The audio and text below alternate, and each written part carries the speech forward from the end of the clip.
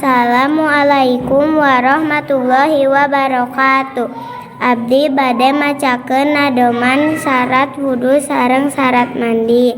1, 2, 3. Ari syarat wudu sareng syarat mandi eta aya 10 teu kirang deui. Hiji Islam, 2 tamiji lu suci, dina nipah sareng head mungguh di istri.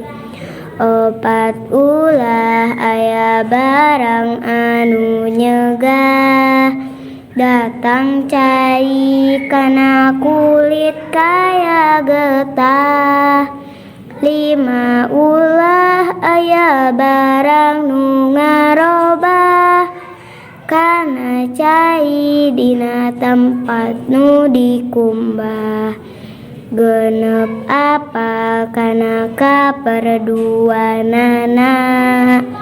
7 ulah nekatkeun sunnah ngumbahna. 8 caina anu nyucikeun sareng anu 2 deui ditangtukeun. Di jalma nu langgeng hadas eta tangtu. Hiji tuluy 2 manjing waktu. Wassalamualaikum warahmatullahi wabarakatuh.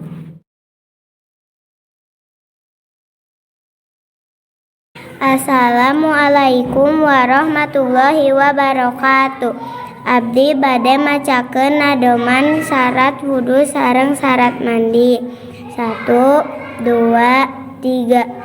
Ari syarat wudu sareng syarat mandi eta aya 10 teu kirang deui.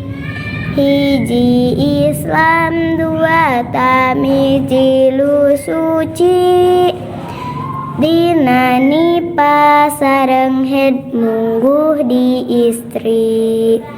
4 ulah aya barang anu nyegah datang cai kana kulit kaya getah.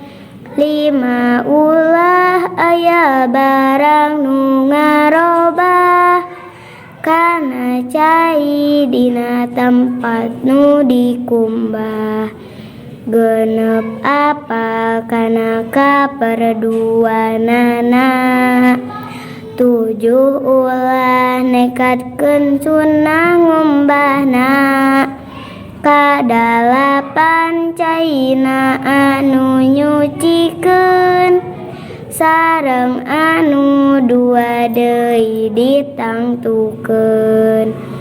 Di jalma nu langgeng hadas eta tangtu. Hiji tuluy 2 manjing waktu. Wassalamualaikum warahmatullahi wabarakatuh.